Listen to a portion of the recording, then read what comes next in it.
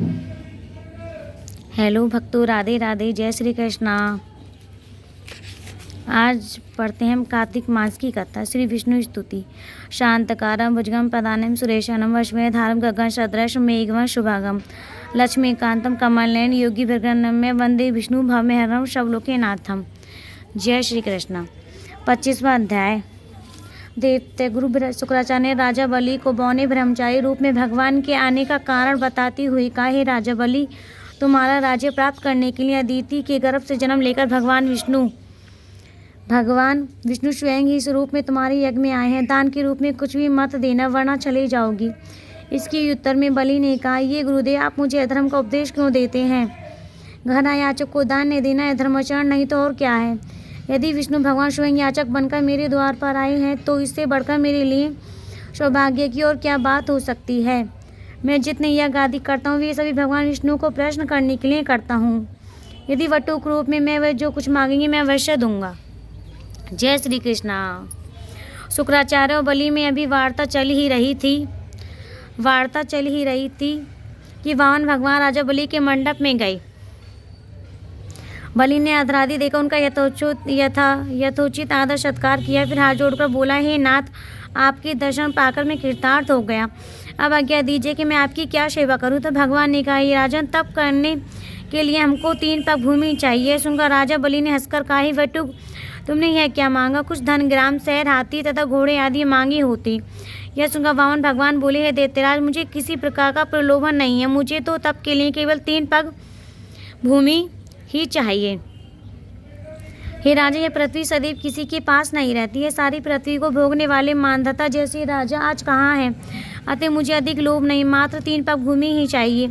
चंचल लक्ष्मी को यज्ञ और दान आदि में लगाकर तुम्हारी तरह जो अपना मार्ग सुधारते हुए धन्य है।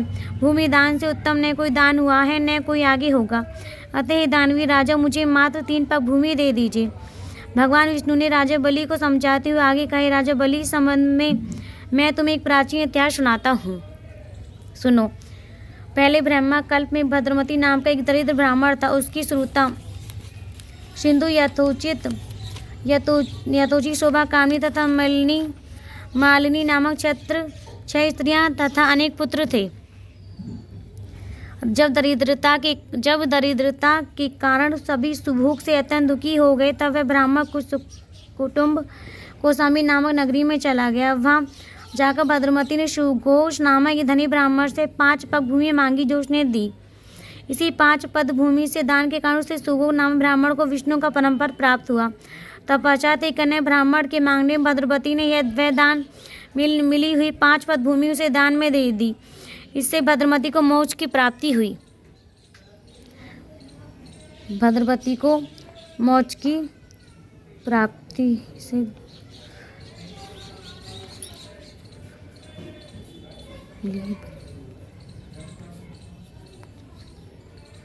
भद्रपति अत्यंत जब दैत्य के कारण सभी भूख से अत्यंत दुखी हो गए, तब वह ब्राह्मण कौशाम्बी नामक नगरी में चला गया। वहाँ जाकर भद्रमती ने शोगो नामक धनी ब्राह्मण से 5 पद भूमि मांगी, जो उसने दे दी। इसी 5 पद भूमि के दान के कारण उसे सुघोष नामक ब्राह्मण को विष्णु का परम पद प्राप्त हुआ। तत्पश्चात एक अन्य ब्राह्मण को विष्णु का परम पद प्राप्त हुआ। तत्पश्चात एक अन्य ब्राह्मण के मांगने में भद्रमती ने वरदान में मिली हुई 5 पद भूमि उसे दान में दे दी। इससे भद्रमती को मोक्ष की प्राप्ति हुई। इसी कारण कहता हूँ कि हे राजा, मुझे भी 3 पग भूमि दे दो, जिससे उसे किसी को देकर मैं भी मोक्ष का साधन प्राप्त कर सकूं। वामन भगवान के द्वारा प्रेरित करने पर राजा बलि गंगासागर अर्थात टूंटी वाला लोटा लेकर भूमि का संकल्प करने को तैयार हो गया। तब शुक्राचार्य ने को जीत अपबल से अपने सूक्ष्म रूप बनाकर राजा बलि को संकल्प करने से रोकने के लिए गंगासागर की टूंटी में जल रोककर बैठ गए। वामन भगवान शुक्राचार्य की चाल को जान गए, अतः उन्होंने एक तेज नोक वाली कुशा लेकर लोटे की टूंटी में छिद्र में डाल दी। इससे शुक्राचार्य की एक आँख फूट गई और टूंटी में से राजा की अंजलि से जल आ गया। राजा बलि ने 3 पग भूमि देने का संकल्प दे दिया। उसी समय भगवान विराट रूप धारण करके ब्रह्मलोक तक बढ़ गए और उन्होंने 2 पगों से सारा ब्रह्मांड नाप लिया। भगवान के पांव के अंगूठे से ब्रह्मांड फूट गया और फूटे हुए मार्ग से पानी के अनेक स्रोत बहने लगे। भगवान विष्णु का पैर उस जल से धुलता रहा।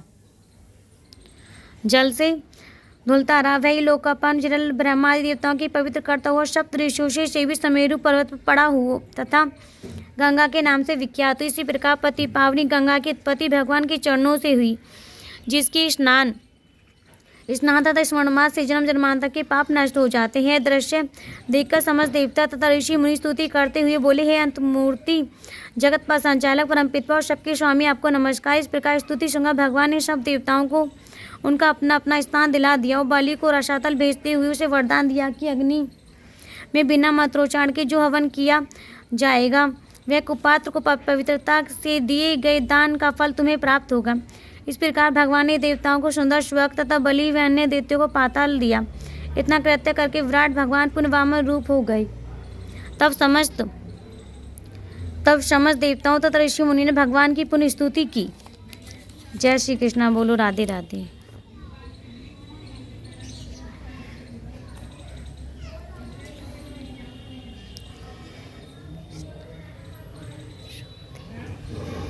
कृष्णाय वासुदेवाय नमः।